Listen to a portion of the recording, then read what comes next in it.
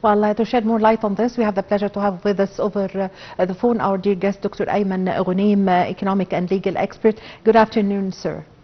Good afternoon, madam.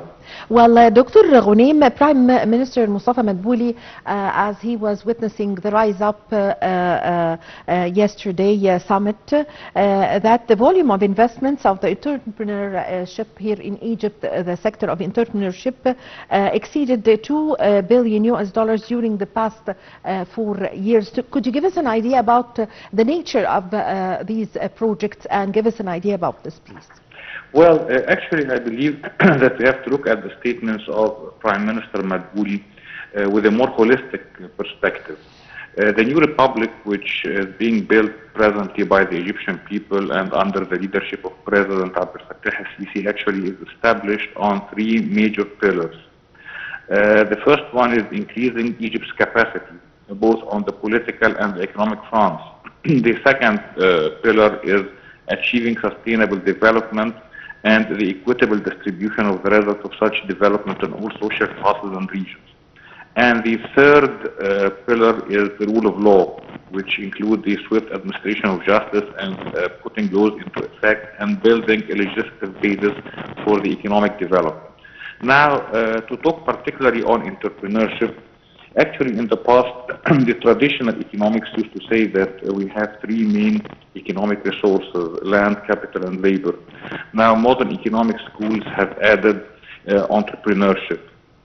Yes, entrepreneurship is very important and crucial for the Egyptian development, and during the past few years we've witnessed a major increase in the investments by entrepreneurs, especially micro and small enterprises. And this was catalyzed by many factors.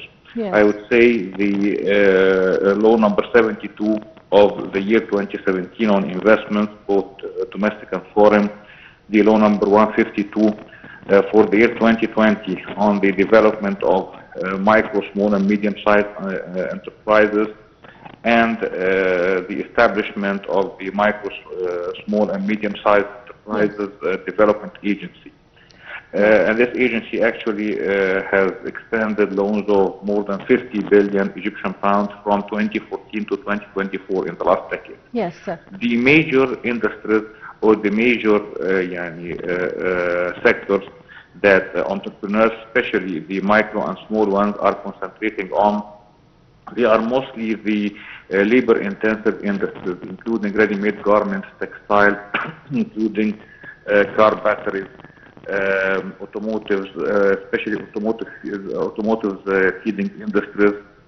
Unfortunately, until now, most of these industries are not capital intensive and are not technologically advanced. But yes, we aspire that in the future such industries get integrated, and especially with the new initiative, the New Start initiative, that looks at localizing the components of industries.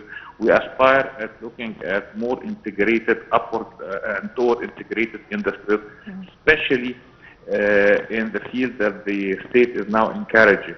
We'll be talking about the feeding industries of automotives, feeding industries of trains and locomotives. We'll be talking about the glass industries, of course, ready-made garments and all its components, textiles. And we also aspire at looking or tapping the technologically advanced industries, especially the microchips, the IT industries, whether software industries, or maybe we can start manufacturing components, maybe computer components that are not that advanced. Yes. Maybe computer cases and the like. Yes. Dr. Ghoneim, how can the entrepreneurship or the startups projects help in boosting the economy of the country? Years ago, since President Abdel Fattah al-Sisi came to office, we can see that the state is giving very good care and very good attention for their startups and the entrepreneurship. From its belief that it could support the economy of a country. What's your comment? Well, actually, if we look at the experiment of the Southeast Asian countries, especially Japan after Second World War, India, and China also since it enacted its economic reforms at the beginning of the 1980s, we would find that SMEs are in the heart of those economic programs and economic successful experiments. Why? Because number one, SMEs, they are labor intensive, as we said, so they contribute strongly in the reduction of the unemployment rate. And second, because what we call in SMEs the lead period that's required in order for the project to reach the break-even point. The break-even point is the point where the revenues become equal to the expenses. The lead period is shorter in the SMEs, in the micro, small, and medium-sized enterprises, way shorter than the big projects. In the big projects, you may start producing for 1, 2, or 3 years until your revenues match your expenses, and the reason is that in the big projects you have a high percentage of fixed costs. But in the SMEs, because it's not a capital-intensive industry, so it doesn't need high amount or high percentage of expenses for the maintenance and for other fixed expenses. Yes.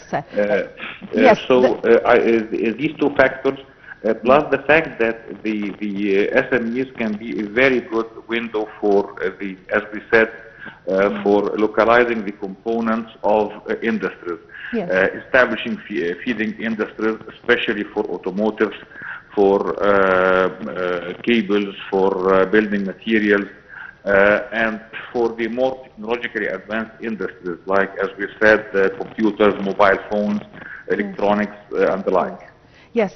So also, Dr. Ghoneim, what are the facilities that you can see on the ground that the state provide to the start-uppers or the entrepreneurship in general, providing the youth with the budget needed and facilitations from the Egyptian banks to provide them with loans in order to help them establish their projects?